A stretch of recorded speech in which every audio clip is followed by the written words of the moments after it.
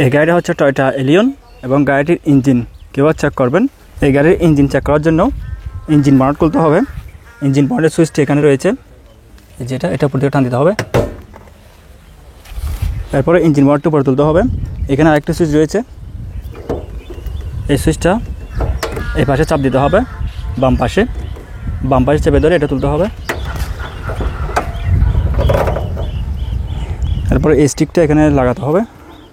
এই গাড়ির ইঞ্জিনের কী চেক করবেন সেটা হচ্ছে, এটা হচ্ছে রেডিয়েটরের কুলেন্টের রিজার্ভ ট্যাঙ্ক, কুলেন্ট আছে কিনা সেটা এখানে চেক করবেন। এই মুহূর্তে এখানে কুলেন্ট ফুল রয়েছে। তারপর এটা হচ্ছে উইন্ডশিল্ড ওয়াইপারের রিজার্ভ ট্যাঙ্ক, এখানে আপনি পানি ঢুকাতে পারবেন উইন্ডশিল্ড পরিষ্কার করার জন্য। এবং এটা হচ্ছে ডিপস্টিক, আপনি চাইলে ইঞ্জিন অয়েল চেক করতে পারবেন। আর এখানে আরেকটি ক্যাপ রয়েছে, এটা হচ্ছে রেডিয়েটরের মেইন ক্যাপ। এটা আপনি তখন খুলবেন যখন আপনার গাড়ির রেডিয়েটরের পানি একদম শুকিয়ে যাবে। রিজার্ভ ট্যাঙ্কে যদি পানি বা কুলেন্ট না থাকে ওই সময় এটা খুলবেন। এটা খুলে প্রথমে এখানে কুলেন্ট ঢুকাবেন, এরপরে রিজার্ভ ট্যাঙ্কে ঢুকাবেন। এরপর এটা হচ্ছে ব্রেক অয়েলের ট্যাঙ্ক, এখানে ব্রেক অয়েল আছে কিনা সেটা চেক করবেন।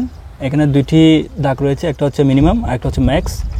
যদি ব্রেক অয়েল মিনিমাম চলে আসে তাহলে ব্রেক অয়েল ঢুকিয়ে ম্যাক্স পর্যন্ত রাখবেন।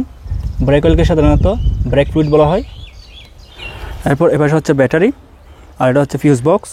আপনি যখন গাড়ির ইঞ্জিন চেক করবেন, চেষ্টা করবেন সকালে গাড়ি স্টার্ট করার আগে গাড়ির রেডিয়েটরে কুলেন্ট আছে কিনা, ব্রেক ফ্লুইড ঠিক আছে কিনা, এবং উইন্ডশিল্ড ওয়াইপারে পানি আছে কিনা, আর গাড়ির ব্যাটারির যে টার্মিনাল রয়েছে এই টার্মিনালগুলো ভালো আটকে আছে কিনা। আরও যে ইঞ্জিনের যে বিষয়গুলো চেক করা প্রয়োজন সেগুলো চেক করতে পারেন। সাথে অবশ্যই ইঞ্জিন অয়েল ঠিক আছে কিনা সেটাও চেক করবেন। ইঞ্জিন চেক করা হয়ে গেলে ইঞ্জিন বনেটে লাগিয়ে দিবেন। এখান থেকে এটা খুলে বনেটটা এখানে হালকা করে রাখলে আটকে যাবে, অথবা এভাবে রেখে আপনি যদি এখানে জোরে একটা চাপ দেন সেক্ষেত্রেও এই বনেটটা আটকে যাবে। এই মুহূর্তে এটা আটকে গেছে।